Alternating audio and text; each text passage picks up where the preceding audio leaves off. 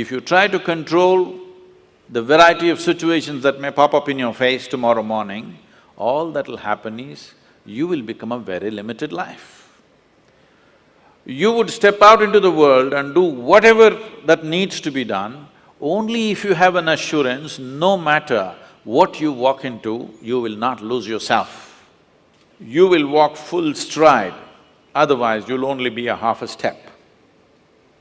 Most human beings are half steps because the fear of suffering.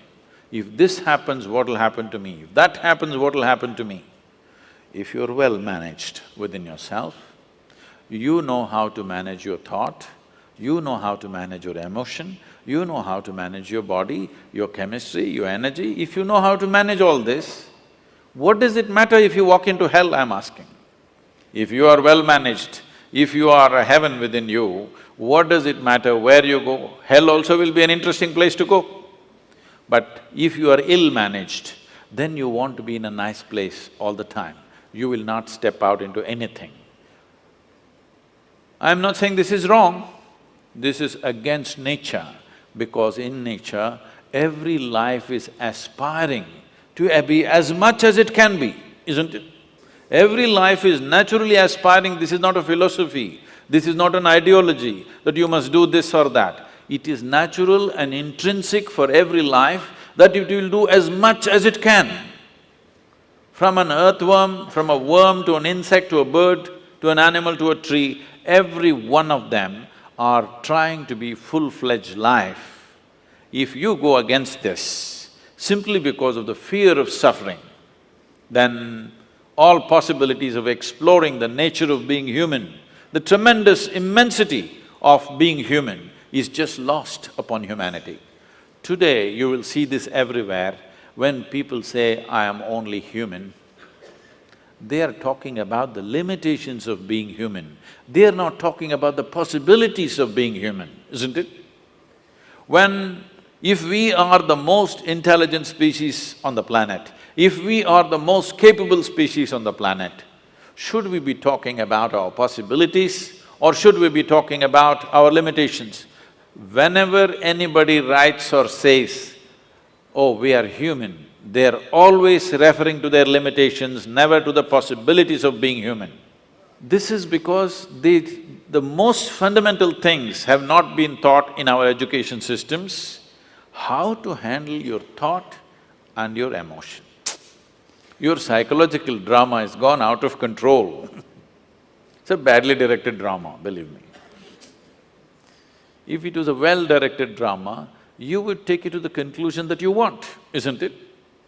Because it's a badly directed drama, just about anybody can take charge of it. Who is the director of your psychological drama? Just about anybody, isn't it?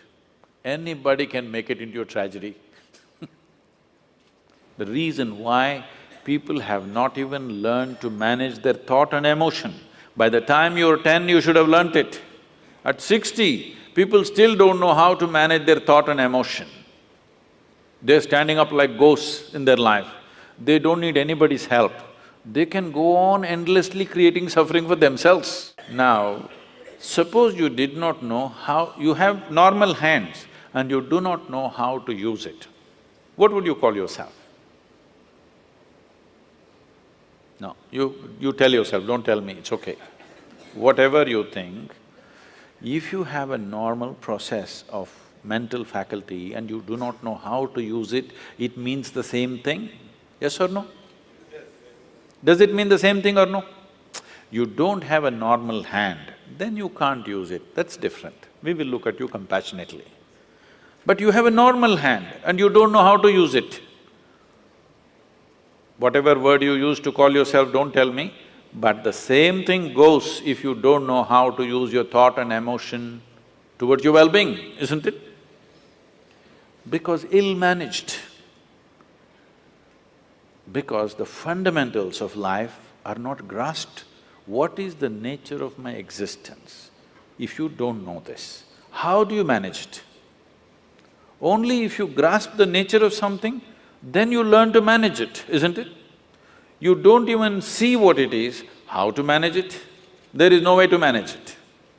So the first and foremost thing, that's why, is called realization. You must understand this. In this country, in this culture, we never refer to any kind of spiritual realization as an attainment. We only said it is a realization. Realization means you simply saw what is already there. You did not invent anything.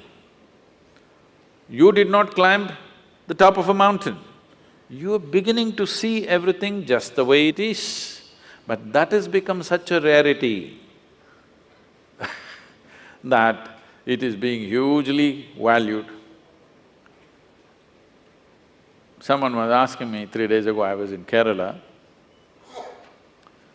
"Sadhguru, you seem to know everything."